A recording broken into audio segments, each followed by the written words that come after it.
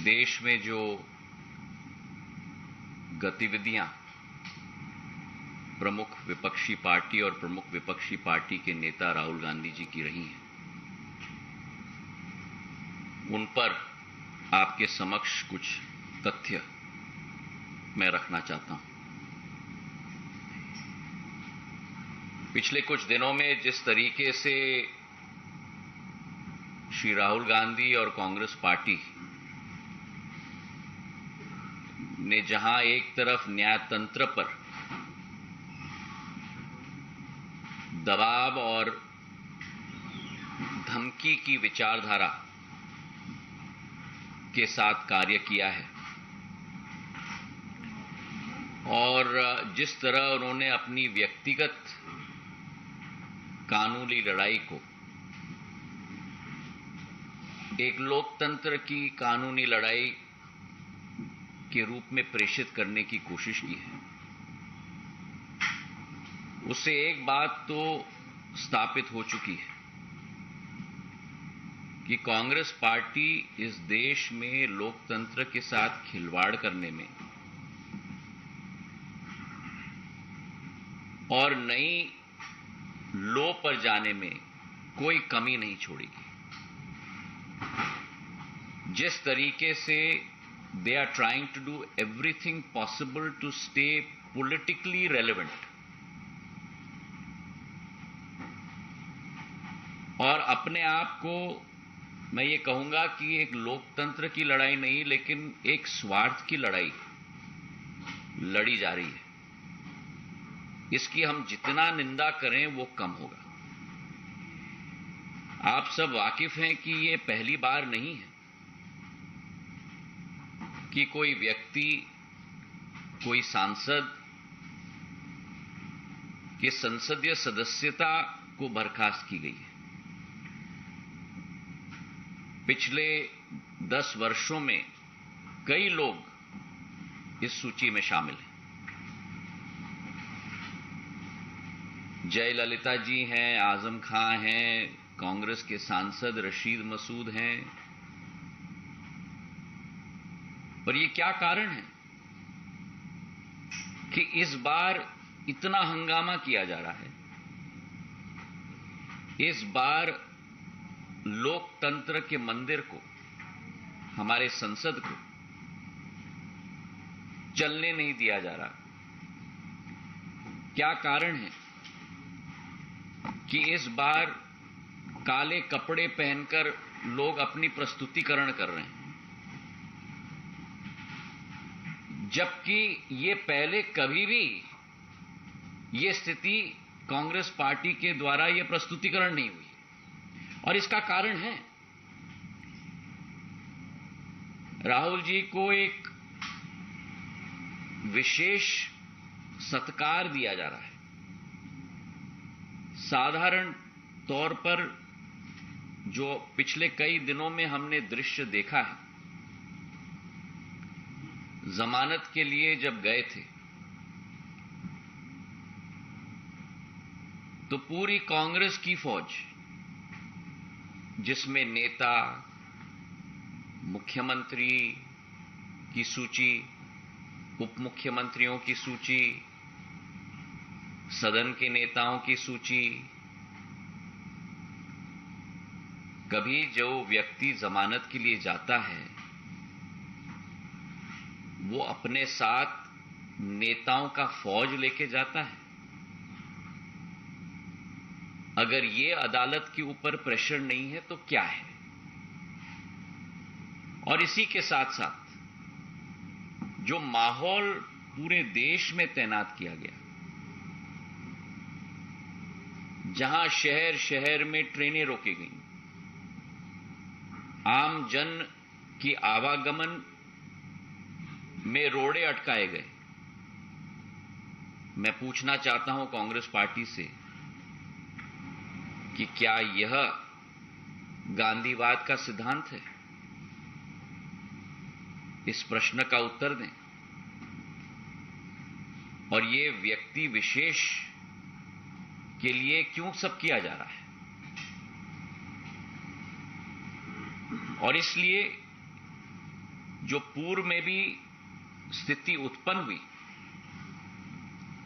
2013 तक people representation act में section 8/4 1951 का मानहानि के मामले में किसी व्यक्ति के ऊपर कन्विक्शन अगर किया जाता था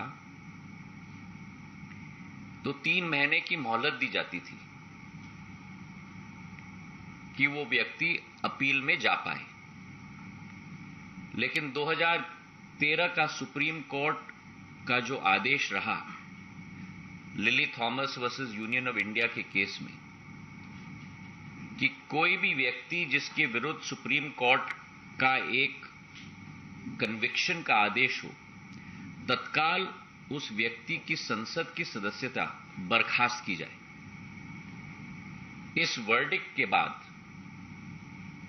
जब कांग्रेस पार्टी की ही शासन केंद्र में थी और तत्कालीन न्याय मंत्री कपिल सिब्बल जी ने प्रधानमंत्री जी के उस तत्कालीन प्रधानमंत्री जी मनमोहन सिंह जी के आदेश के आधार पर अध्यादेश निकाला था, उसी अध्यादेश की जब प्रस्तुतिकरण की जा रही थी तब उसी समय राहुल गांधी जी ने कहा था कि इस अध्यादेश को फाड़ के कचरे के टोकरी में फेंक देना चाहिए।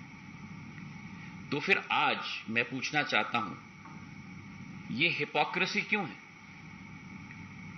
इसका जवाब कांग्रेस पार्टी को देना होगा। और इसी के साथ जो अत्यंत आश्चर्यजनक वाक्य रहा राहुल गांधी जी के द्वारा कि मैं गांधी हूं और गांधी कभी माफी नहीं मांगते, और इसी के साथ साथ जो कांग्रेस की विचारधारा और कांग्रेस की नीति सदैव रही है कि जहां पार्टी के वरिष्ठ नेता, संसद के उपनेता ने संसद में कहा कि गांधी परिवार के लिए न्यायालय में अलग नियम होने चाहिए, ये इस बात का प्रमाण है कि कांग्रेस पार्टी के लिए कुछ लोग फर्स्ट क्लास सिटीजन्स हैं और आप और हम सारे के सारे थर्ड क्लास सिटीजन्स हैं। जो अत्यंत दुखद विषय है कि देश के पार्टी के विपक्ष के पार्टी के नेता एक समुदाय के विरुद्ध ऐसे टिप्पणी करें कि पूर्ण समुदाय चोर है, उस समुदाय को अपमानित करें, हमारे पिछड़े वर्ग को कलंकित करें और उसके बाद ऐसे वक्तव्य दिए जाएं। मैं मानता हूं कि जिस कांग्रेस पार्टी ने पिछड़े वर्ग को कलंकित और अपमानित करने का काम किया है, जिस कांग्रेस पार्टी ने हमारे सैनिकों की वीरता पर प्रमाण मांगा है, जिस कांग्रेस पार्टी ने यह वक्तव्य दिया है कि हमारे सीमावर्ती इलाके पर चीन के द्वारा हमारे सैनिकों की पिटाई हुई है, ऐसी कांग्रेस पार्टी की कोई विचारधारा नहीं बची है। ऐसी कांग्रेस पार्टी की केवल एक विचारधारा बची है और वो विचारधारा है एक देशद्रोही की विचारधारा और देश के विरुद्ध कार्य करने की विचारधारा। बहुत बहुत धन्यवाद। So, from thanks now. So, we have seen that how the Congress party is raising this issue, and you have also stated that how they are wearing black clothes and they are protesting, and the Parliament is not allowed to function, sir. Now, today being the second last day of the session, how do you see the today's session going? Because again and again we see as soon as the Rajya Sabha and Lok Sabha convenes, the protest is done by the opposition parties and Congress, and the House is not allowed to function, sir. देखिए, प्रजातंत्र के मंदिर में अगर विचार विमर्श मंथन और चर्चा न होने देना, ये कांग्रेस पार्टी की गांधीवाद और लोकतंत्र के सिद्धांत हैं। तो ये आज पूरे देश की जनता के समक्ष स्पष्ट हो चुकी है।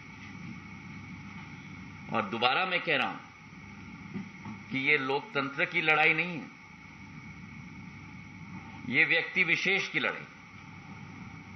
और देश इस विचारधारा को अच्छी तरह से पहचान चुका है, जिसके आधार पर देश की जनता ने जवाब भी कांग्रेस पार्टी को एक बार नहीं लेकिन बार बार दे दिया। Sir, Piyush from India TV, मेरा सवाल ये है कि राहुल गांधी अब ये कह रहे हैं कि मैंने एक समुदाय को नहीं गाली दी या उनके खिलाफ कुछ नहीं बोला, देखिए, 3 लोगों के खिलाफ बोला। मैं कुछ नहीं कहना चाहता। उनका वाक्य स्पष्ट है। जो उन्होंने कहा आपके टीवी चैनल्स पे भी चला है, पूरी देश की जनता ने देखा है। और जो अदालत में उनके वकीलों के द्वारा स्टेटमेंट भी पेश की गई है, अगर आप उस स्टेटमेंट को पढ़ेंगे तो आपको भी आश्चर्य होगा। उस स्टेटमेंट में लिखा गया है कि जो देश के बड़े नेता होते हैं उनके द्वारा कभी कभी भाषणों में जो मन में आए कहा जाता है, पर उनकी स्टैंडिंग होती है तो स्टैंडिंग के आधार पर कंटेंट को नहीं देखा जाना चाहिए, लेकिन टोन और टेनर को देखा जाना चाहिए। तो आप बताइए मुझे कि इस देश में एक हमारे पिछड़े वर्ग के विरुद्ध अगर कोई वाक्य या कोई उपदेश दिया जाए तो क्या उसे सहन करना चाहिए? और क्या अगर गलती की गई है तो माफी मांगना इतनी बड़ी बात हो गई? माफी मांगने से व्यक्ति छोटा नहीं होता।